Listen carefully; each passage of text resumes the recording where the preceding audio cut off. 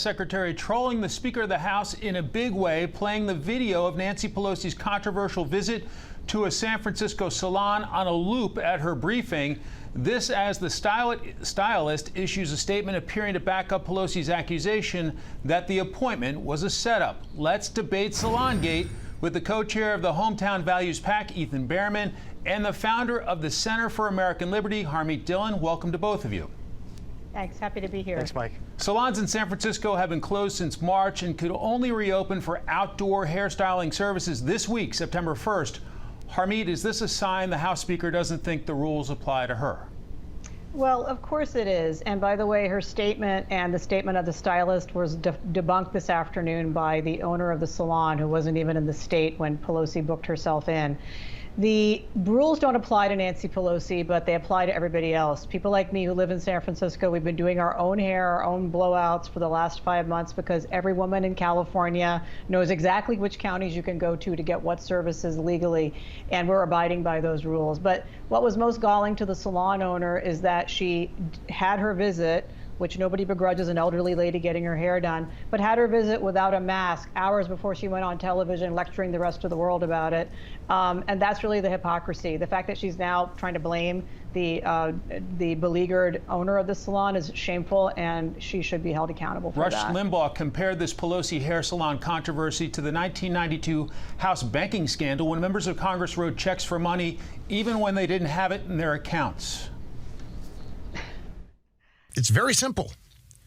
You can't go to your bank with a check for cash for $10,000 and have them give you $10,000 when you don't have it. Members of Congress could and did. Some of the amounts of money that were learned, so it would boggle your mind. It would surprise you. It was easily understood. Ethan, your thoughts? What boggles my mind is that most ridiculous of comparisons. And the hypocrisy is from anybody who supports this president, who has rarely been seen with a mask, who is responsible for not having a national response, for 186,000 Americans actually dying from COVID-19, whereas the Speaker of the House is not running for president. Yeah, this was actually a tactical mistake by somebody on her team to allow her to go do that without a mask on is really wrong. But we are talking about her and one other person in a salon, whereas we have a president who goes out in front and encourages thousands of people to go to rallies without masks, without proper precautions, all while poo-pooing the idea that this virus even exists and says it will magically disappear. That's the hypocrisy. The Washington Post today saying gaffes like this one are a gift to President Trump. The right-wing media don't care about consistency. They simply want to play a game of gotcha.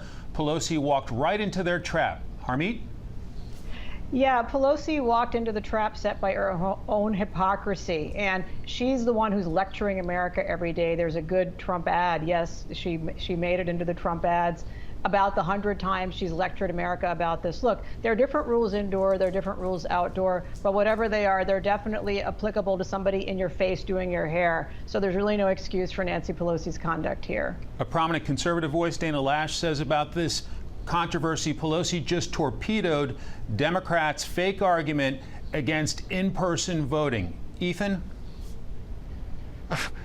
That's ridiculous. I mean, there are safe ways to do in-person voting in certain circumstances, depending on what's happening with the virus. But we have no leadership out of Washington, an abject failure from day one of this virus coming out of this administration. We have people like Dr. Fauci who do speak up, who try to talk to the facts, but the torpedo really is, let's be honest, a president who still refuses to speak up about Putin putting a torpedo, a bounty on the heads of our troops in Afghanistan.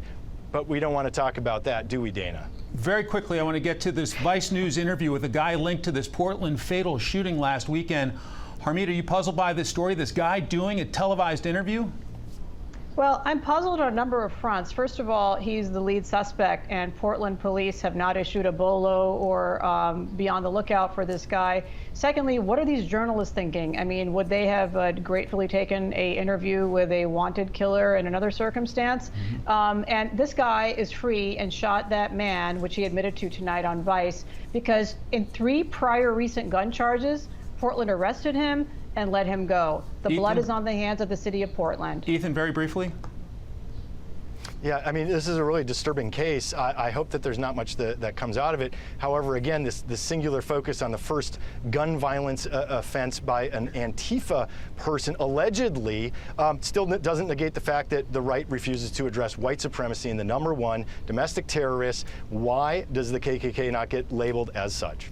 I'm sure KKK's got nothing to do with this. That's garbage. All right, we have to You know leave it there. Harmeet, It's Ethan, not garbage, thank you very much. Harmeet.